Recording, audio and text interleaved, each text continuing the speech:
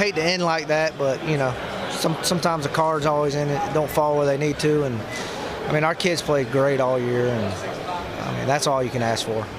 The hardest thing would probably be just getting everybody to be a team player. And nowadays you got social media and all this stuff that promotes the individual, and that team last year came back. They were a team. They did anything we asked them to do. If I told them to go run through a wall, they would run through it and not ask questions. And that's what made us good. We weren't the biggest and we weren't the fastest, but our team, we played as a team. And everybody asked me how we're going to be this year. I don't know that until about week 1 or 2, and you work all camp to bring them together. If you can get them to gel, that's when you got something special. And so, I mean, I like the districts just because you got games. I still don't like you still got to find 5 games, or there's no 2-year commitment. You can get out of a contract, beat Trinity, and 5 teams dropped us. So I was searching all over, and it took me forever. And that was probably the hardest, scheduling wise.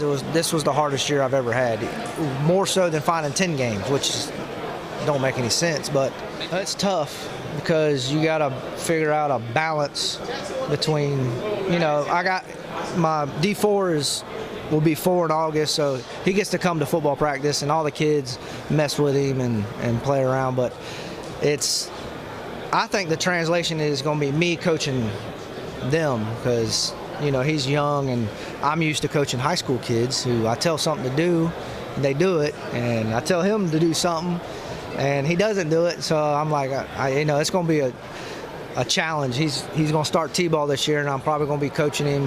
Going to be double duty in it, and I don't know how that's going to go. So that's probably the translation is me coaching him rather than coaching them. It's easy with high school kids. It's football takes up a lot of your time, and you just gotta try to remember when you get home that your kids want to play with you too. And sometimes you get home late and you don't get to see them, or So that's why I brought him a couple practices last year, and he's still rambunctious and wants to run around, and so I have to lean on my other coaches to while I watch him.